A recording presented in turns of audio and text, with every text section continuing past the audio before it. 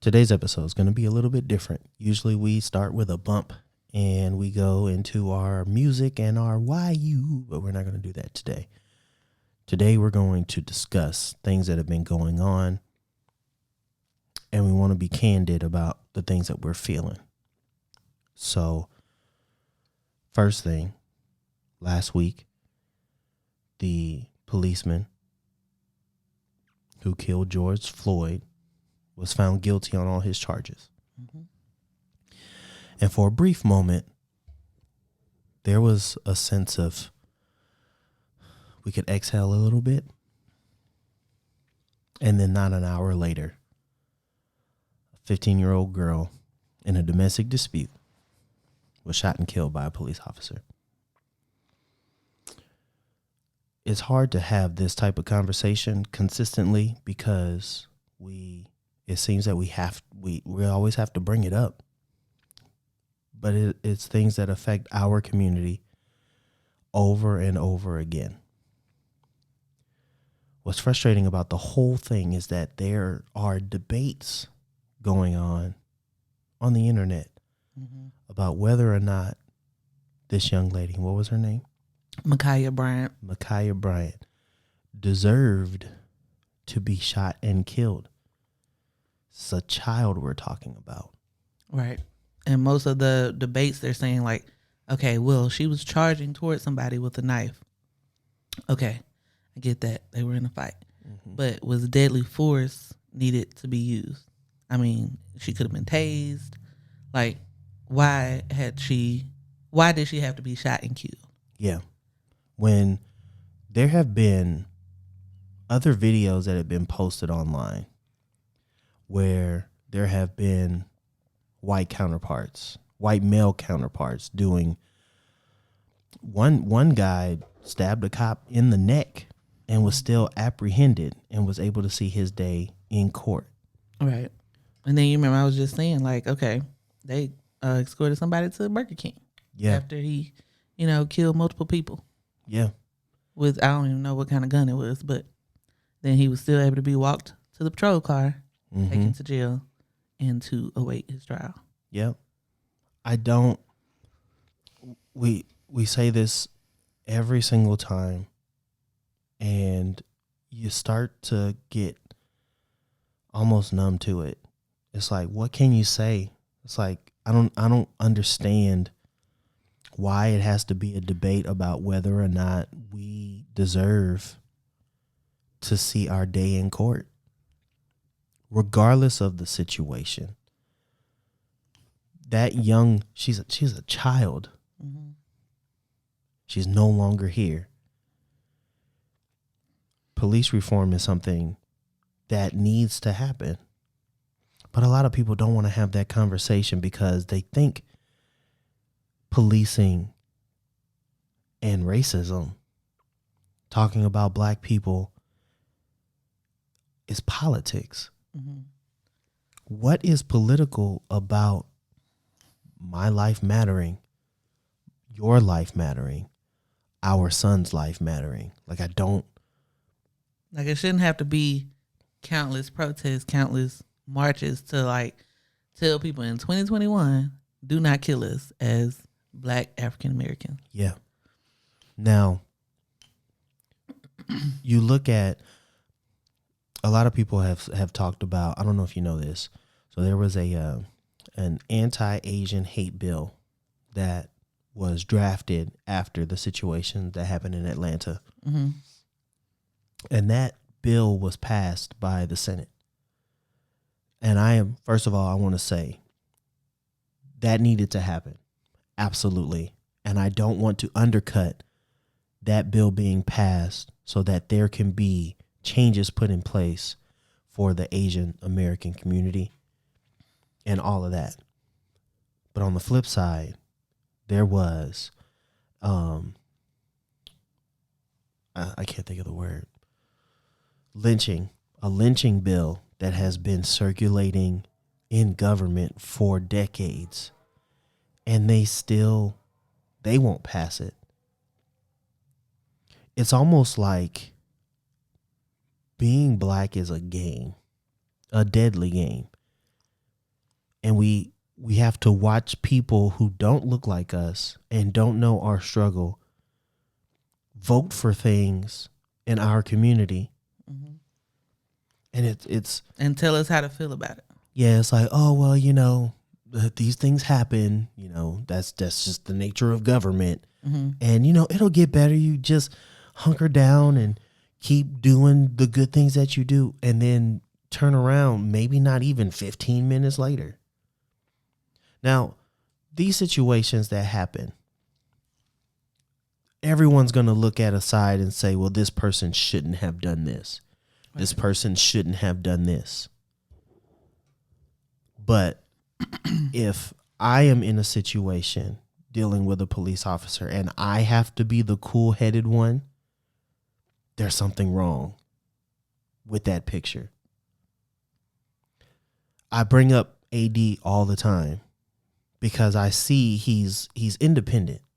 He will do whatever he wants to do. Mm-hmm. And I am working so hard to get him to listen to me, because I know once he hits a certain age, he'll no longer be considered cute by outsiders. Right. That's when he'll become someone you need to follow and make sure they're not taking anything, quote unquote, because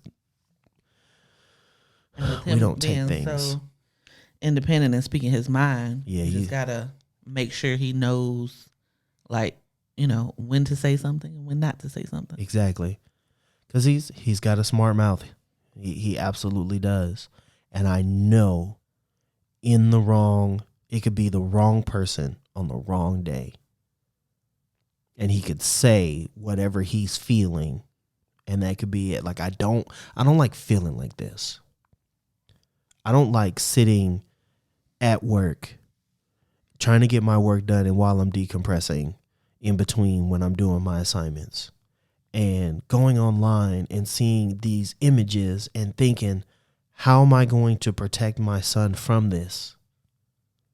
Because it's no matter what he'll do, if he's in the wrong situation, he'll either get locked up or labeled or killed. And I hate feeling like that. It makes me angry. I'm trying not to be stressed out about it. But it's constant that we have to see things like this. And it's not just black folks. Mm-hmm. It happens to a lot of people. But the images that I see the most, the ones that are circulated the most, is us. And I keep saying I don't understand, but I think I do understand. I think I just can't grasp the idea that we're dispensable to people. We do not matter at all. And they would rather change the channel from whatever they're watching because, well, it wasn't me. It wasn't my family. It's not anybody that I have to be concerned about. I don't know.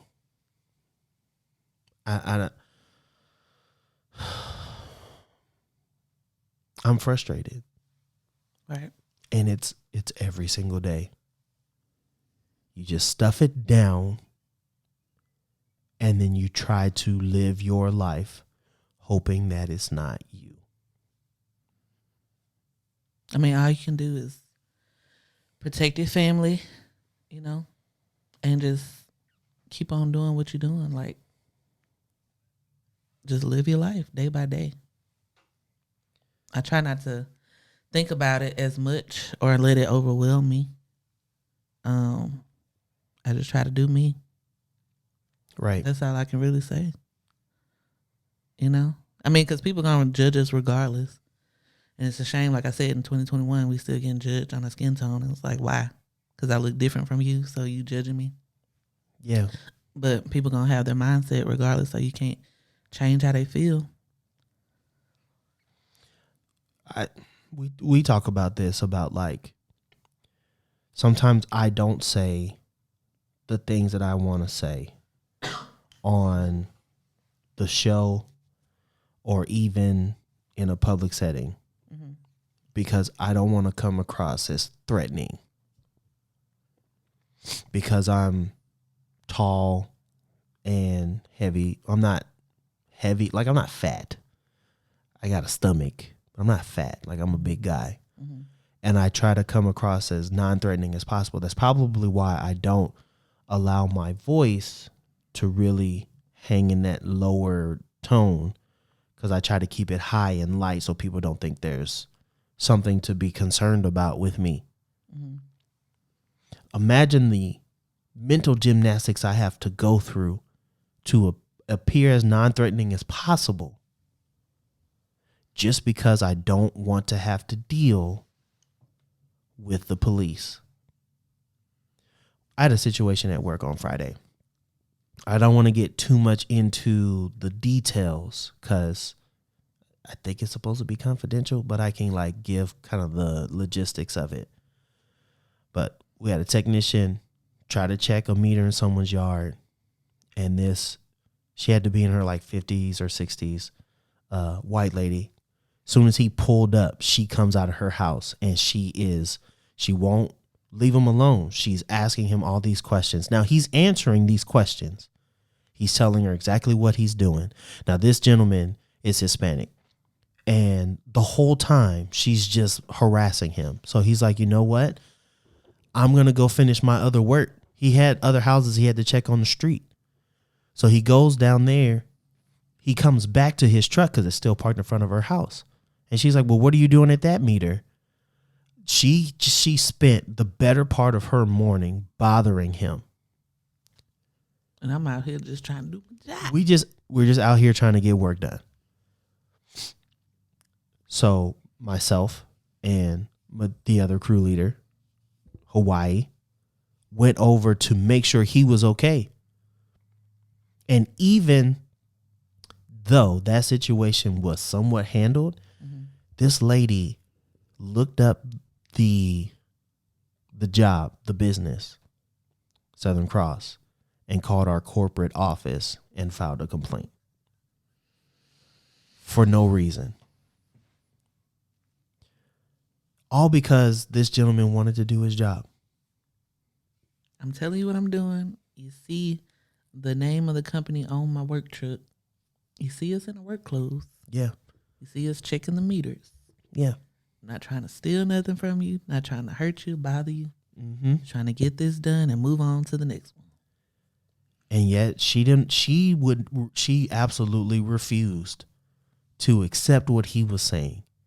And even though he called out an Atmos technician to check it for her because she didn't believe him, she still made a point to call. She said she wanted a copy of the report that we sent. Now, that's not something that we do. That's not something that the gas company, Atmos, does. We just submit it, we fix it, we move on. But she is not going to let that go. Now, when I came, she didn't say anything to me. When I waved to her before I stepped into her yard, it's almost like she grunted at me. And I was like, whatever. She made a face or something, or you just heard something? She was just like, I'm serious. And I'm like, you know what? She's not about to ruin my day. It's half day Friday. I'm going to go home at 12. I'm just making sure that he's okay. I'm here to support him just in case she's got something else to say. Right. Because all of our supervisors were in meetings. They were in a training, so they couldn't be out in the field. It was just the crew leaders. And in that situation, we had to step up. So I'm there for him. And this is the stuff that we have to deal with on a consistent basis just because of what we look like. It is draining. It's mentally draining even thinking about it. Yes. But yet we are constantly bombarded with it because people they look at us different. And if you actually sat down with these people, first of all, they would never sit down with you. Second of all, they would not be open to having any sort of conversation with you. But let's say, hypothetically, they would be. And you ask them, what is it about me and my presence that bothers you this much? And I can bet you they cannot tell you what it is. It is embedded in their heads because of how they were raised and what they see on television, because 9 times out of 10, they're watching the same things. And they are, that mindset is embedded in their heads. My allergies are acting up. I don't mean to sniff. I'm not crying. I promise. It's just, I've been acting up all week. The earth fornicating with itself. But those of you that listen, one, we love you. And a lot of you out there, you either deal with this on some form of fashion, or you see it and you sympathize with us. The only thing that we're going to ask of you, which, we try not to ask a lot because you guys got stuff going on. We got stuff going on, But I always say, to be the light in your communities, in your environments, and help maybe you being the good person that you are, or even if you're not a good person, and just for this particular moment, you decide that you're going to be a great person to somebody else. Mm-hmm. That can be the catalyst for change. If you want to do more, do more. Help others. Because that's the only way we're going to make it through any of this, is together. And there are people and their beliefs that want to keep us apart. They want to keep the races split. Let those people be stuck in their ways and just do you. Yeah.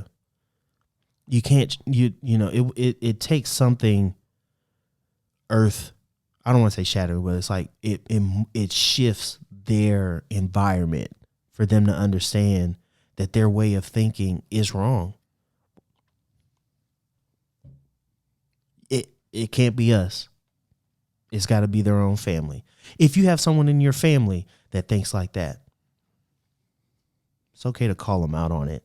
They may not like you, but something's got to change for the children that are coming up behind us. Not just my child, but the children that he will someday raise. It's got to be different.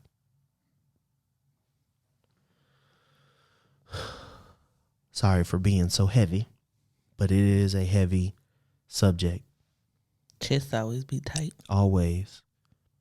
And sometimes, honestly, we have to just push it down just so we can move forward. Just to get through the rest of the day.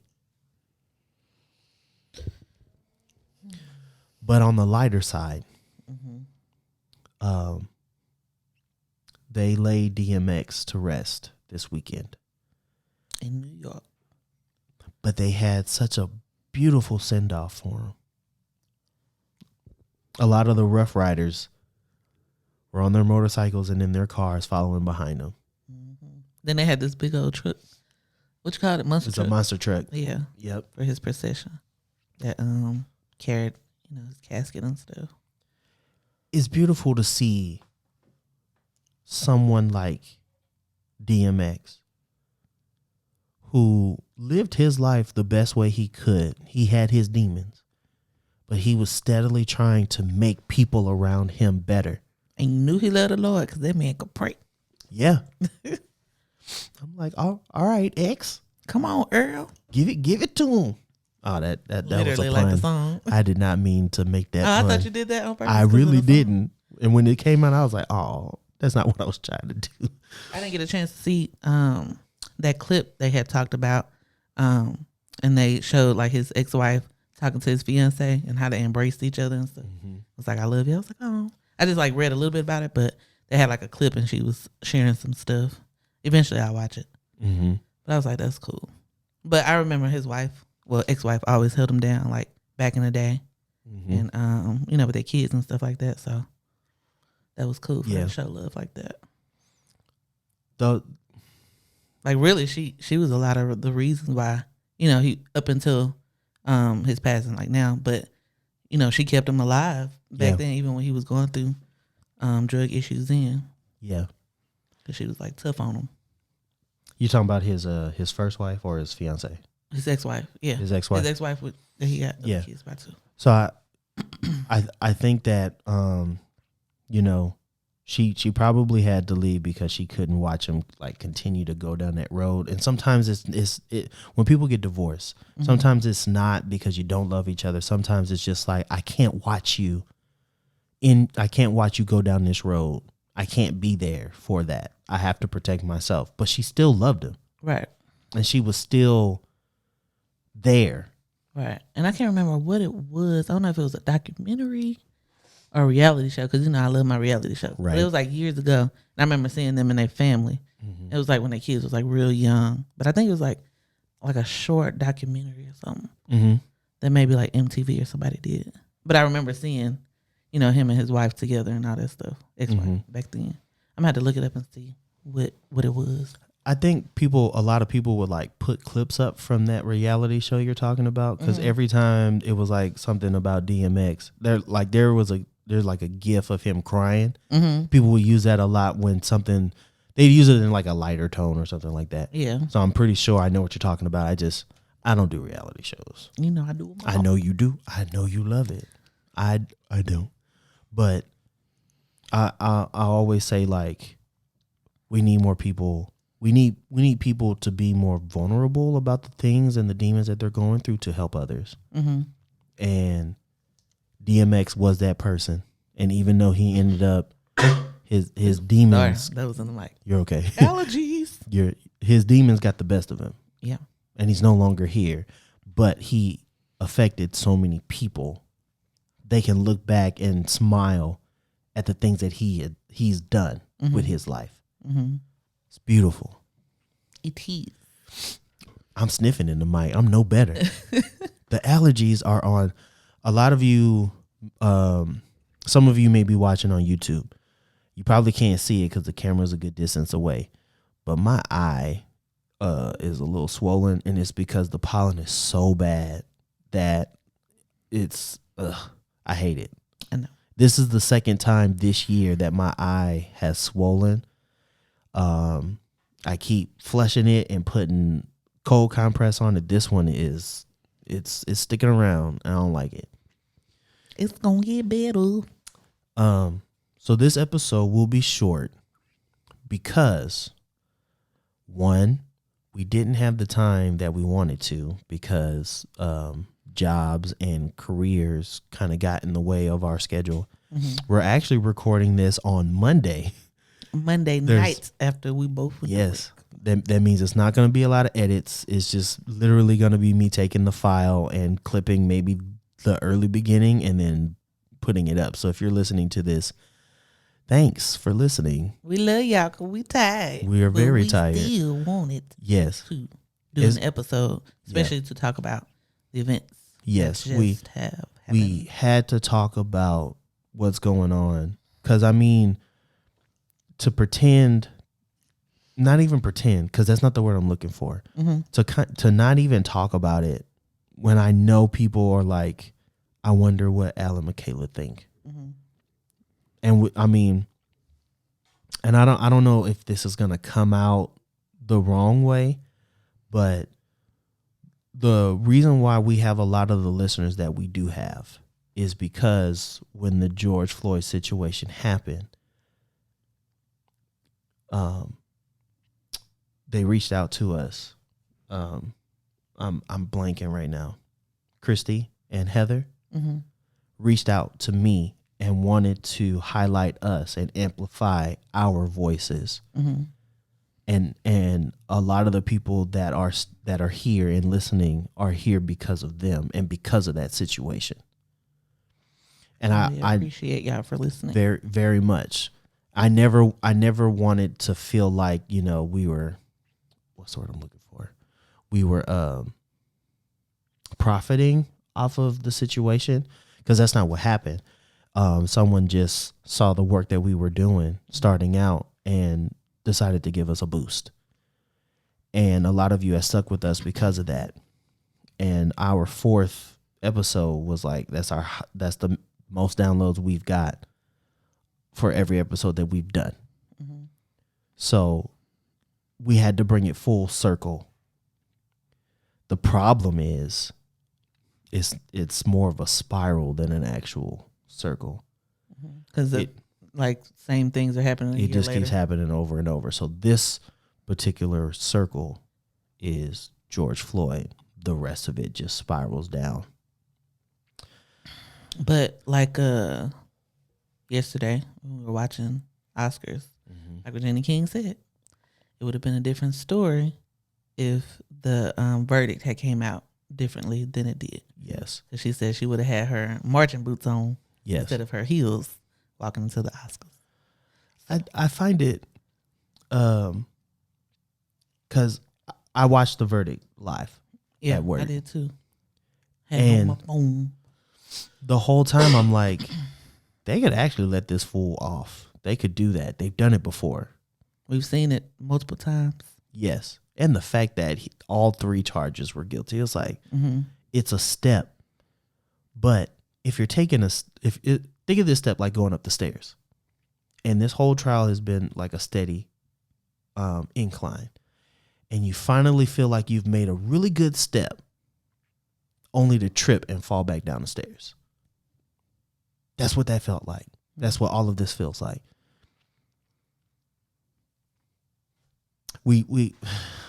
I'm sorry. I don't know what else to say. Apologize. I really don't. I don't know what else to say.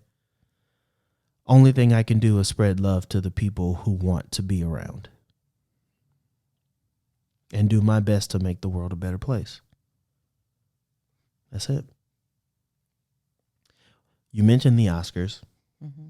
We did watch the Oscars. We did. Very disappointed at the end. Okay. If you didn't watch the Oscars, you really didn't. There was some good stuff. Glenn Close doing the butt. That was the highlight of the night, honestly. Not only did she do that, but she had such a knowledge about the fact that that song did not get nominated for Best Song. And she went through this whole, she went through this, man, Glenn Close. How about that? She had, she was dating somebody black back then. Oh yeah, that was terrible. I said, she was invited to the cookout. She was knocking them down back in the day. Back in her Fatal Attraction days. Fatal Attraction for real. It's terrible. But the fact that I told you how like the end of the show usually is. Mm-hmm. Best Actress, Best Actor, Best Director, Best Picture. Right. And I felt like they set up for Best Actor to be the last to go because they thought Chadwick Boseman was going to win it. Which and it was too. Yeah. And I mean the way they set it up, it just seemed like that was what was going to happen. And it didn't happen. Anthony Hopkins won for Best Actor. He wasn't there. So it felt flat. Mm-hmm. It felt like they were building to this crescendo and then nothing. And then I know from the things I read a little bit after, some people was like, well, he was really good in the movie. Like he did a great job. So I see why he, won it and stuff like that. And then other people were like, well, the Oscars used the likeness of Chadwick to promote it and all that stuff. And then they did all that and they didn't even give him the award. I heard about that. So it's like, wait, what? Something called the NFT. Mm-hmm. And I've heard Chris Redd and some others did a song about it on SNL. So they explained what it was. Explain what it was. An NFT. Oh. Yeah. I didn't look it up. Mm-hmm. So I'm not a journalist, so I didn't look it up. But they did that, and then he doesn't even win. Right. I mean, because that would have closed everything out like It would. really nicely. Because I was happy to see Daniel Kaluuya win. I said his last name right. Yeah. And then I was happy to see her win. And then the hairstylist from Ma Rainey's Black Bottom. I was so happy to see that. And then Soul. Did I say Soul already? Soul. Yeah. So, and then, you know, also like the Asian American director. Chloe Zhao. Yeah, because that was history being made. But so it was like, I feel like they still should have put best director towards the end so she can be highlighted more instead of putting that category in the middle. It felt like they undercut it.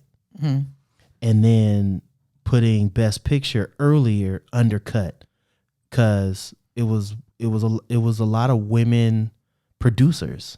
Right. And you undercut that, and then you build up to Chadwick winning, and then he doesn't even win. I don't know. They're stupid. It is what it is. I'm gonna have to edit that because I sneeze really hard. Okay. So before we go, because we're gonna go eat and get prepared for long days tomorrow, and I gotta still put this up before I go to bed. Which, dang, I gotta get ready for bed already. I do it 10. Let's give people the weekly motivation to get them through this week. So, I'm putting you on the spot, like I always do, because every time I'm putting you on the spot. So, best of wives and best of women, give them something. Okay.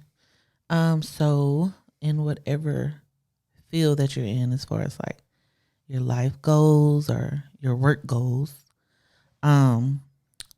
just make sure you set not like a bar, but because you can like go past the bar once you set it. So just set an expectation of what you feel like you want to achieve so that you have something to reach for. Because like I said, it was inspiring to see the hairstylist who won for Ma Rainey's Black Bottom, because like one of the hairstylists, you remember like a couple of weeks ago when Viola Davis won for Golden Globe. Oh yeah. And I was like looking at her whole look for that, and I was like, oh, that's cute. And because I follow her hairstylist on Instagram, and she was posting when she styled her for that day, that weekend, and all that stuff. And I had made a comment, and she commented back and followed me and all that stuff. And I was like, oh, babe, Viola Davis hairstylist, follow me. Let me see if I can get it in. And then that was so cool to see her win the Oscar. Yeah. And then just to see, like after the fact, she was just showing things leading up to, which was like very inspiring. And the fact that they're her personal hairstylist, and that she was like, I'm bringing them on to my movie to do this because I like, you know, how they do and they know how I roll. So that was very inspiring to see. And as a hairstylist, like something I strive, you know, to do. Right. So it gives me confidence in knowing that, okay, I know what my abilities are and what I have to offer.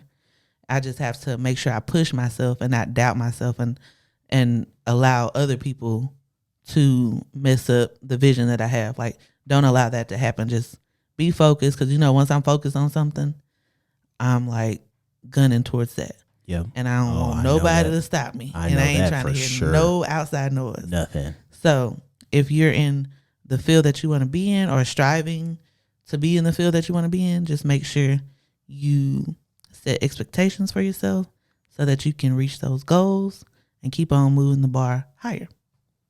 That's my motivation. I like that. Thank you. That was good, Kayla. So, what I want to say to everyone is there is so much power in the word no. Sometimes situations will present themselves that don't really serve you. It serves other people, and sometimes you want to serve other people, but sometimes in serving other people, it's not for your best interest, if that makes sense. So it's okay to tell people no, and it's okay to tell them no because you don't want to do it. There has to be no elaborate explanation as to why you're saying no. And you'd be like, you know what? Hell no. I don't want to do that. Hell and then to the you no. trying to convince me just makes me feel like I should tell you no even more. Mm-hmm. So many times we not put ourselves, but we are put in positions for people to take advantage of us because of how nice we can be. And if we don't set that proper boundary, people will continue to use us over and over and over again. So it's okay to say no. It's okay to be like, you know what? I got to do what's best for me right now. And right now, whatever it is you're talking about does not serve me. Nope. Now, a situation that I'm in, I don't know if I can say it yet because there's nothing like set in stone, but Maybe you should wait. I should. But all I'm going to say is sometimes things have to shift to be in, what's the word? Things have to shift so that it can work out in your favor instead of doing it because it sounds good at first. If it wasn't for changes, certain situations would not have happened because it did not serve me the way it needed to serve me. Mm-hmm. I know I'm very self-depreciating all the time. I always talk about how, like I'm not funny and all this stuff and I'm not talented and I be saying all this stuff. But it's not true. It's not. As effective as I am learning that if I'm not attached to it, and this is going to sound cocky as hell, and I'm really not trying to be, but I'm also still trying to establish my voice and understand who I am. If I'm not attached to it, it's not going to be good. If someone else do it, it's going to be half the quality. That's just the truth. And there's a lot of people out there that are the exact same way. Someone else will do your job and do it terribly. And then you step in and it's like, oh damn, they should have just done it to begin with, you damn Skippy. Mm-hmm. That's just how it is. Right. So anyway, that was long. But tell people no. And then when they be like, well, we want, no. It does not serve me. You tell me that all the time. All the time. I'm still waiting for you to listen to me. I'm still waiting. I'm working on it, people. We thank you so much for listening to this mini-sode. Yeah. This little slice of YU pie. Mini-sode. We appreciate you so much. We love you all, and we really do mean that. Mm-hmm. We have the Patreon. It's there. I'm plugging. It's like a mini plug for the mini episode. That's nice. The Patreon's there. If you want to know more about it, if you haven't followed the links, you can hit us up and if you want to support, you can. I love y'all a lot. I really do. I want the best for all of you. Alarm going off in the background. Because that means it's time to go. I guess that means it's time to go. But seriously, we don't spend a lot of time telling people that we love them. We got to tell people we love them while we can. So for all of you that are listening now and are listening in the future or catching up on episodes, and we're on episode 125 and you're starting from the beginning, we love you then, now, and forever. Forever. For Michaela. Y'all have a good week. And Alfonso, we bid you a good day and adieu. Love each other. We'll see you next time.